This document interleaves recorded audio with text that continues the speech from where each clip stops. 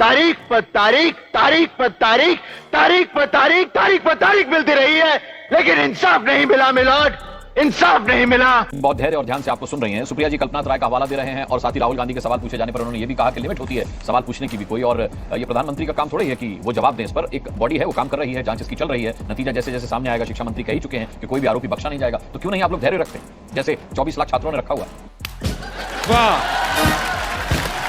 वाह बेटा, लगता है तुम खा के ही मानोगे। प्रधानमंत्री का काम क्या है, मैं ये पूछना चाहती हूं पलटकर। प्रधानमंत्री का काम, रेल का एक्सीडेंट हो जाता है, उसकी अकाउंटेबिलिटी नहीं है। एक साल पहले बालासोर में हुआ था, एक साल बाद पश्चिम बंगाल में हो गया। लोग गाजर मूली की तरह टॉयलेट में भरकर रेलवे में जा रहे हैं, प्रधानमंत्री उस पर नहीं बोलेंगे। 24 लाख बच्चों के भविष्य पर अनिश्चितता है। नीट में 10 लाख जो बेचारे नेट में बैठे थे, वो परीक्षा कैंसिल हो गई। शर्म करो शर्म।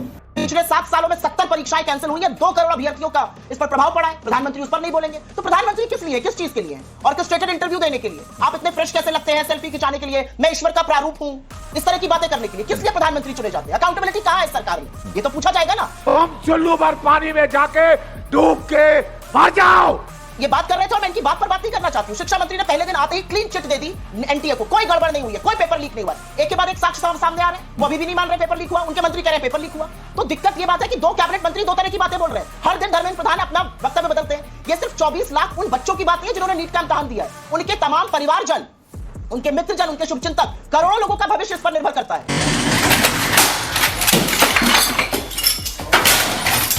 करोड़ों लोगों की उम्मीदों पर पानी फेरा गया है। और राहुल गांधी सवाल ना पूछे, हम सवाल ना पूछे, हम सब धैर्य धरकर चुपचाप चलो चुंबक बने बैठे रहे। क्यों बैठेंगे भाई? नहीं, आज लोग ये कह रहे हैं कि राहुल गांधी बीच में ना बोल, थारे माथे पर लिखा है बीच में ना बोल। एक बार तेजस्वी यादव से भी तो सवाल पूछ बीच में मत बोलिए, आपने उनके बीच में नहीं बोला था, आपने उनके बीच में नहीं बोला। नहीं, मैंने उनके बीच में भी बोला था, उनको भी करेक्ट कराया था मैंने। जब उन्होंने 24 लाख का तो मैंने 33 लाख करवाए थे, उनके बीच में भी मैं बोला। मैंने यूजीसी और नेट की बात भी की उनसे। ठीक है, आप शांत रहिए, मेरी बात सुनिए अगर मुझे बुलाया है बोलने के लिए। जी सुन इतना बेटे बात सुन।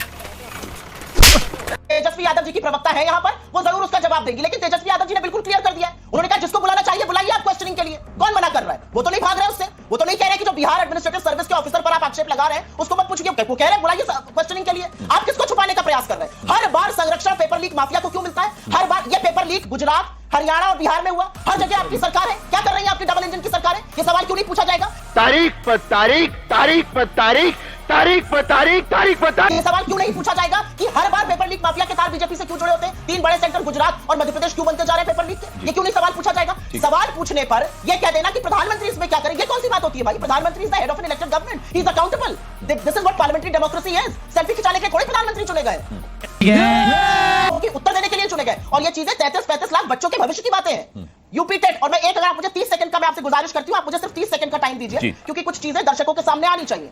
Army recruitment exam, AIPMT paper leak, SSC CPO, BA first year English paper leak, NEET 2 paper leak, army recruitment paper leak, SSC NEET combined graduation, class 10 का गणित, क्लास 12 का economics paper leak, Gujarat police constable leak, Uttar Pradesh UP TET leak, constable leak, Maharashtra board leak, IGNOU का paper leak, UP board का 12वीं का English paper leak, national law admission test का paper leak, Manipur का 11वें का बोर्ड का पेपर लीक, JSSB का पेपर लीक, BPSC का पेपर लीक, असम में HSLC का paper leak, UP police constable का पेपर लीक, RO ARO का पेपर लीक, नीट का पेपर लीक, नेट का पेपर लीक। पिक गई है गवर्नमेंट, अब गवर्नमेंट में कुछ नहीं है, इतने गांड फटी के ये बड़े। ये क्या सैंक्टिटी है?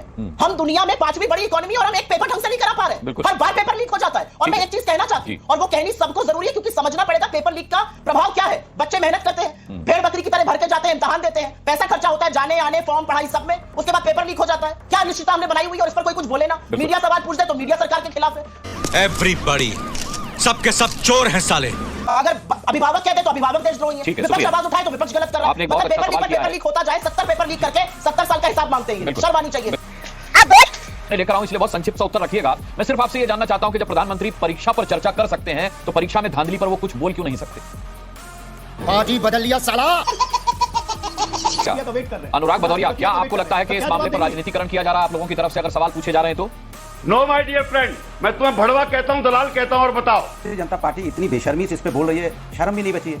सरकार तो भारतीय जनता पार्टी की है, और भारतीय जनता पार्टी की सरकार केंद्र में, राज्य में जहां पर्चे लीक हो रहे हैं, और फिर भी बेशर्मी से बोले जा रहे हैं। भाई अरे थोड़ी तो शर्म करो, बच्चों का भविष्य अदर में अटका हुआ, आपकी नाकामी की वजह से पर्चा लीक हो गया, उंगली इधर उधर उठाते रहते हो। मैंने सिर्फ इसलिए पूछा अनुराग भदौरिया जी कि जब मुलायम सिंह के समय में नकल होती थी या पेपर लीक होते थे तब वो भी जांच एजेंसियों पर भरोसा जताते थे। आप किसी के जानना है इस बड़वे को। अरे हाँ, मेरी बात पूरी होने, मुस्कान जी मेरी बात पूरी, सवाल पूछिए। ये तो आप 22 मिनट बाद आए मेरे पास, आप लगे वहाँ पे सवाल पूछने, तो बोल दीजिए ना कि हमको सवाल पूछना है, आपको बोलना है। अब मैं बोल रहा हूँ, मेरी सुन लीजिए। नहीं तो एक साथ नहीं आ सकता, मेरी बात तो सुन लीजिए। सुनिए, बताइए, पूछिएगा। मैं कह रहा हूँ करवाली बेइज्जती। भारतीय जनता पार्टी, ये जो पर्चा लीक होता है ना, ये एक तरह से क्राइम, मतलब जैसे वार होता है ना देश के ऊपर में, जितना नुकसान होता है उससे कई गुना ज्यादा नुकसान इससे होता है, क्योंकि इससे राष्ट्र का नुकसान है ये। और इससे आप ये सोच सकते हो, इसको राष्ट्रद्रोह बोल सकते हैं इसमें जो इन्वॉल्व होता है। और जिस सरकार में होता है, जिस सरकार में हो रहा है और जिस सरकार के अंडर में हो रहा है, जिस एजेंसी के अंडर में हो रहा है, राष्ट्रद्रोह है। बच्चों के भविष्य से खेल गए आप।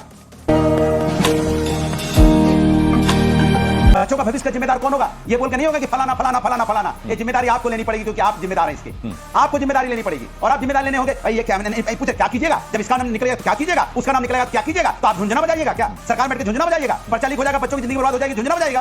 अरे बाप रे, ये तो धोती खोल रहा है। अब बताइए, यहाँ उत्तर प्रदेश में पुलिस का यहाँ पे 60 लाख लोग अपीयर हुए, पर्चा यहाँ भी वही हो गया। और जो पर्चा लीक जो एजेंसी चला रही थी वो विदेश भाग गई। शर्म है कुछ शर्म आया है?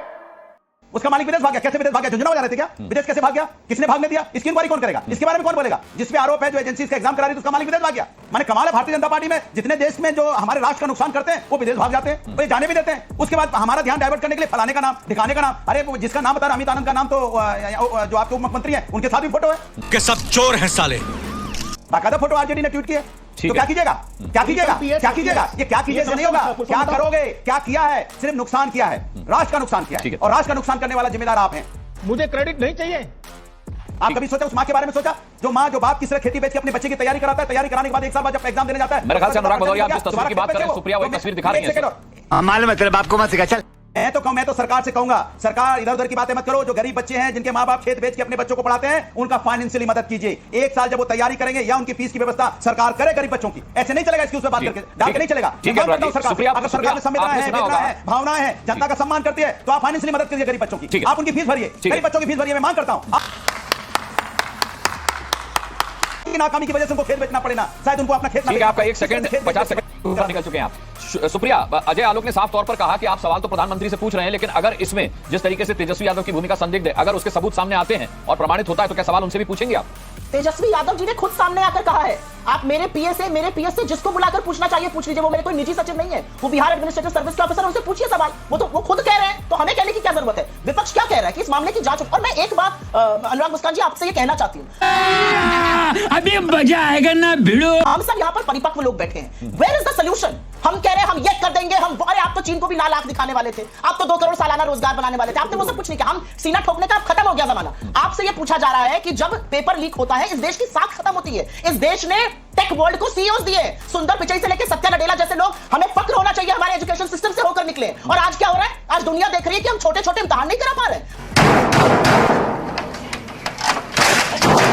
किस बात का दम भर रहे हैं? हम विश्वगुरु हैं, हम 5वीं वाली अर्थव्यवस्था है। हम 24 लाख बच्चे 140 करोड़ की जनता में 24 लाख बच्चों के भविष्य पर अनिश्चितता लगाकर यहां डिबेट खेल रहे हैं। हम कमिटी खेल रहे हैं। क्या तमाशा बना के रख दिया हमने इस देश का? तुम्हें शर्म है कुछ शर्म आया है? और प्रधानमंत्री के मुंह से नीट पर, नेट पर, पेपर लीक पर एक शब्द नहीं निकलता है। आप परीक्षा पर चर्चा करते हैं, आप परीक्षा के लीकेज पर चर्चा क्यों नहीं करते? आप वॉर रुकवाने की बात करते हैं, आप पेपर लीक क्यों नहीं रुकवा पाते? वॉर रुकवा दी पापा। मोदी जी ने वॉर रुकवा दी पापा। सवाल नहीं पूछा जाएगा इस देश में। क्या बात कर रहे हैं हम लोग?